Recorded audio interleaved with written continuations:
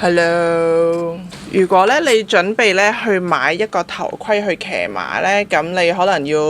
睇下我呢個 video 啦。嗱，首先咧揀頭盔咧都不外乎兩樣嘢嘅啫。而我哋香港咧係跟呢個英國制，咁所以咧我哋係會跟翻 British Horse Society 嗰個安全標準。咁如果你咧上網揾嘅話咧，你都會揾到咧呢一張嘅 list。咁佢咧就會話俾你聽咧，呢一年咧乜嘢嘅頭盔咧先為之合規格嘅。咁你咧唔需要有齊晒1、2、3、4、5、6個，佢多數咧只會有其中一個，咁但係咧你就一定要有齊晒佢個 standard and dates 嗰個編號啦，同埋咧佢嗰個 kite mark， 即係嗰個公仔喺頂帽入邊，咁就先至可以證明到咧你頂帽咧係合安全規格嘅。咁而咧正常咧呢一啲嘅 kite mark 同埋 standard 會喺你頂帽咧掹開咗個內面之後咧，佢正常就會有一張貼紙，咁嗰張貼紙咧就會有齊晒㗎啦。耐唔時咧，可能你個 instructor 咧都會想 check 下你頂帽咧究竟咧係啱唔啱規格嘅，或者你啱啱去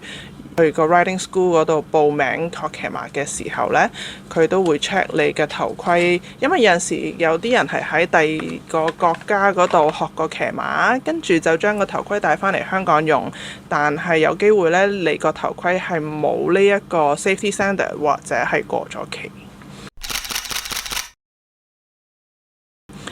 好多人都會想買一個自己心目中覺得好靚嘅頭盔，或者你心目中好中意嘅牌子嘅頭盔，但係呢，最重要嘅呢，就係你個頭盔個殼呢係啱你頭型嘅。每個人嘅頭嘅形狀咧都會有啲唔同啦，好多時咧你未去到要戴頭盔嗰刻咧，你都未察覺到自己個頭嘅形狀原來係同其他人咁唔同嘅。市面上嘅頭盔咧，一般咧都係一係就有得扭鬆扭緊啦，一係咧就係可以換入邊個 liner 咧去 adjust 翻唔同嘅 size 嘅，但係一般咧佢最多都係可以走3至5個 size 咁樣咯。咁而我所講嘅 size 咧，一般咧就係你嘅頭圍啦。咁你就可以咧，你可以直接上鋪頭試啦。基本上 sell 俾你嗰個人咧都會夠經驗去大約估到你戴咩嘅，如果唔係你就笠下試下咁樣咯。如果你想有一個idea 係諗自己應該戴咩 size 嘅話咧，你可以咧攞一條軟尺咧，跟住就圍住個頭嚟度。咁喺你條眉上邊呢一個位水平線咁樣度咧，咁咧應該咧正常人啦都係 around 50幾嘅。細路仔細路仔係講緊4、5歲嗰啲細路仔咧，可能40幾。咁有啲人個頭偏大或者偏闊嘅話咧，可能去到60以上咁樣咯。咁所以咧，你度完之後咧，你就會大約有個數字，但係呢一個數字咧都唔係話100%，即係如果你度咗57。唔一定係戴57號嘅頭盔嘅，因為你條腰，如果你條腰係26寸腰，但係你條腰嗰啲肉咧係可以擠嚟擠去嘅，咁你着一條26寸腰嘅褲咧就 pretty much 一定啱㗎啦。但係頭呢樣嘢，因為你成個頭呢啲都係骨嚟嘅，佢係冇得擠嘅，咁所以亦都好睇咧嗰個頭盔個殼嘅形狀啦，去視乎咧，你係咪真係戴翻你度出嚟嗰個 size 咯？咁好多時呢啲有得校嘅頭盔咧，譬如我頭先所講，如果你度出嚟係57cm 嘅，咁多數都係 around 中碼，因為中碼都係 around 57至59。戴咗一個中碼嘅頭盔落去之後，咁你可能就係扭到最緊，咁佢就係57咁樣咯。咁而有啲冇得校嘅頭盔呢，佢係可以換內面嘅，咁即係話呢，其實佢個殼呢係可以 fit 到最大59號 size 嘅，只不過呢，佢用一個57號嘅 lining 呢，嗰個內面呢就會係最厚嘅咯，跟住58就會薄啲，59就係最薄咁樣咯。咁咧，當你去試頭盔嘅時候啦，無論你預先有冇喺屋企度過你係咩 size 啦，我多數都係叫啲客你揀一個你覺得靚嘅先啦，因為最緊要就係你中意啊嘛。雖然咧你中意都未必啱你嘅，但係我哋由嗰邊着手先啦，係嘛？咁你就揀咗一個你中意嘅，跟住咧就戴上頭啦，試下啱唔啱啦。如果咧你戴落頭嗰一刻咧，你感覺到你個頭殼頂係掂唔到個頂帽最深嗰個位嘅，即係佢係好自然地係升起咗好多嘅。咁即係話嗰個頭盔個殼呢係太細啦，對你嚟講，咁你就可以試大一個碼。因為佢個殼呢係冇得 adjust 噶啦，你換咩內面都好呢，個殼就係咁大㗎啦。咁所以如果咧你戴個頭盔落去嘅時候係降起咗嘅話咧，咁即係其實本身個殼咧已經係唔啱你咯，無論係 size 嘅問題定係形狀嘅問題。咁如果你戴落去之後係鬆嘅話咧，如果你嗰個頭盔係可以校嘅話咧，咁你鬆嘅時候咧，你就喺後邊順時針方向扭咧，咁你就可以扭緊佢，咁你就會感覺到咧，你側邊呢啲位咧就會開始慢慢收緊，咁個頭盔就好似攬實你個頭咁樣。咁當你扭到覺得啱啱好嘅時候，即係話佢夠緊，但係又唔係緊到好辛苦，會頭痛嗰啲位咧，咁呢個頭盔咧正常就真係啱你㗎啦。咁你會見到我咧，就算我唔攬住條帶咧，我戴住個頭盔咁樣喐咧，佢都係唔會甩出嚟嘅。佢可能會喐1-2 mm， 但係佢係唔會甩出嚟嘅。咁呢個咧就係啱戴嘅頭盔啦。咁另一樣嘢咧就係好多時我見到唔係好戴慣頭盔嘅人，首先戴咗落去嘅時候咧，佢哋係咁樣嘅。即係咧，佢將頂帽咧係向後咁樣 tilt 咗。咁其實咧咁樣咧頂帽咧係唔係好吸得晒你個頭。咁所以咧你就要留意翻咧，你戴咗頂帽之後咧，你應該感覺到你條眉上邊呢一個位咧係掂住個 lining， 咁就係正確嘅戴法咯。咁正常呢，佢側邊呢個位就會啱啱喺正你嘅耳仔上邊啦。咁有陣時呢，佢呢度呢係未必吸得晒你成隻耳仔嘅，因為個個人個耳仔嘅 size 都唔同噶嘛。咁其實最緊要就係佢呢度唔好咁樣啫。如果佢咁樣壓住你耳仔，你係超級唔舒服。但係因為本身呢條帶喺個殼出邊咁樣拉落嚟，扮過你個下巴呢，其實呢，佢耳仔下邊呢一度呢，其實都有空間，佢可能係掂住你個耳珠，但係佢唔會話係壓住或者令到你好唔舒服咁樣咯。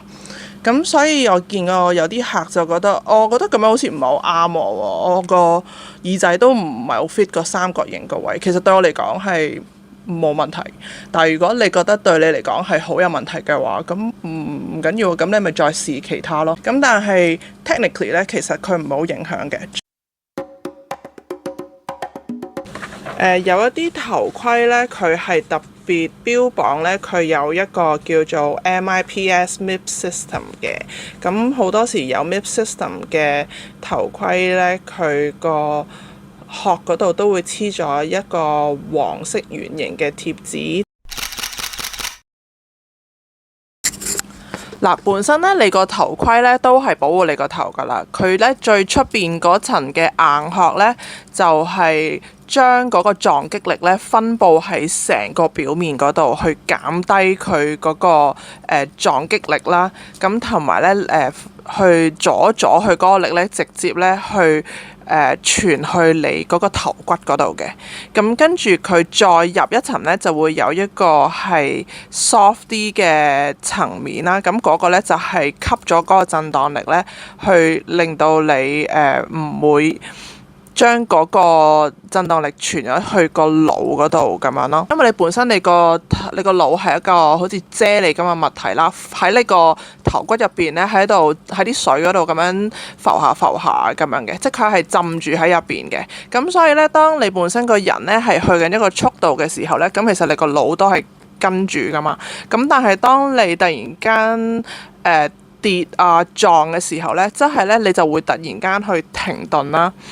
咁就唔關呢個撞擊事啦，而係你個腦突然間由前進緊，跟住突然間停嘅時候呢。咁如果你個腦呢會咁樣轉嘅話呢，呢一個動作呢就會令到你個腦受到 damage 咯，即係佢入邊嘅一啲物質受到 damage。MIP system 咧就係設計到啦，令到咧你個頭咧係可以跟住你個腦一齊去轉少少，咁你嗰個腦嗰個滾動咧就會減少啦。而嗰個滾動減少咧，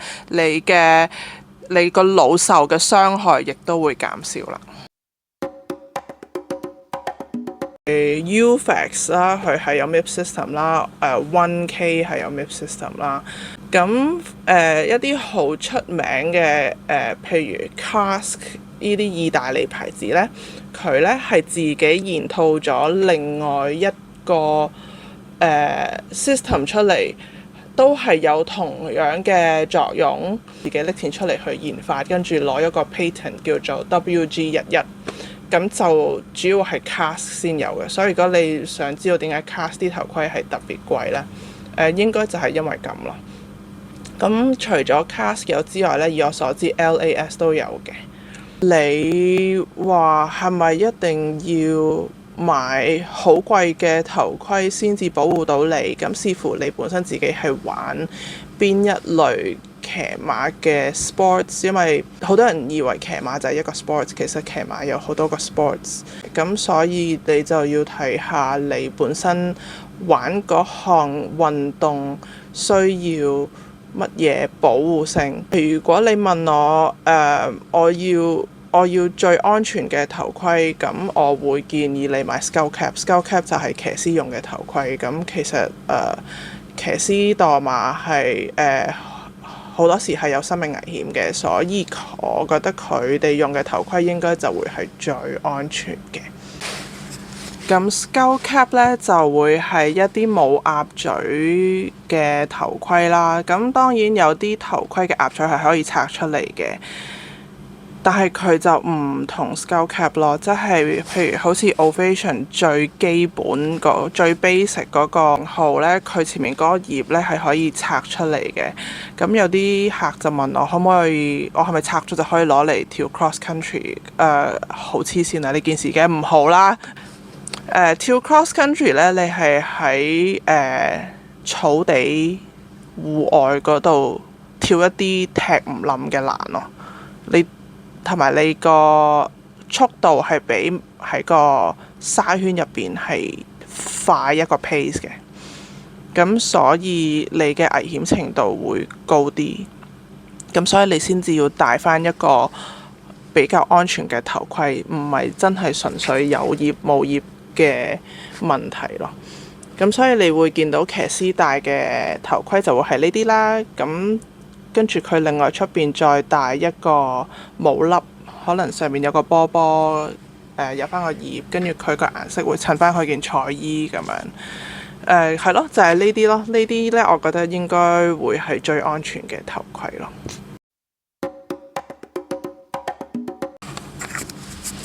一般頭盔嘅壽命呢，至少都有3年嘅。咁咧，如果當你見到你個頭盔嘅物料開始 deteriorate，即係話咧佢個面嗰度開始黐粒粒啊，開始有嘢甩出嚟啊，好明顯開始甩甩爛爛咁樣呢，咁你就係時候要換頭盔㗎啦。咁其實都好視乎佢係咩牌子啊、咩物料啊、咩 design 啊。但係如果你墮馬嘅時候呢，有撞過你個頭盔呢，咁你個頭盔無論佢係幾靚幾貴都好呢，都係時候要換咗個新㗎啦。而家大部分嘅頭盔呢個內面呢都係可以拆出嚟洗嘅，有啲係魔術貼黐住啦，有啲做得靚啲嘅，佢可能係會有一啲拍位係固定佢嘅，咁你就係純粹掹咗出嚟，咁跟住手洗晾乾黐翻落去，咁就 OK 㗎啦。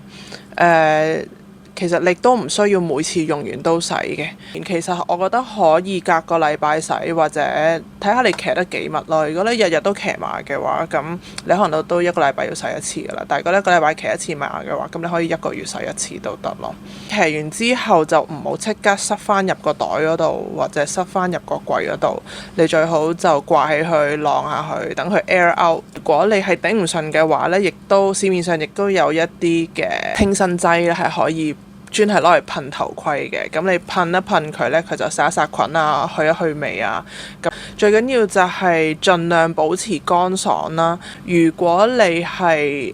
帶自己頭盔出去旅行嘅話呢，即係好多人係中意去旅行騎馬嘅。咁我都係會想戴翻我自己嘅頭盔嘅，因為我唔知其他人嘅頭盔乾唔乾淨啦，或者啱唔啱我戴啦。唔啱戴嘅頭盔係真係未必保護到我嘅，咁我仲要騎一隻唔熟悉嘅馬呢，咁我覺得呢件事好唔安全，咁所以我多數都會戴翻自己嘅頭盔嘅。咁當你戴自己嘅頭盔去搭飛機啊，去 travel 嘅時候呢，你最好一係呢就更新個頭盔，即係有啲頭盔袋係背囊嚟嘅，咁你就一路孭住，咁你就可以以防佢係會俾人掟啊、會跌啊、會撞啊咁樣咯。如果唔係你要擺粒篋嘅話呢，你就盡量攞多啲衫、多啲毛巾包實佢，逼實佢，等佢唔好有撞擊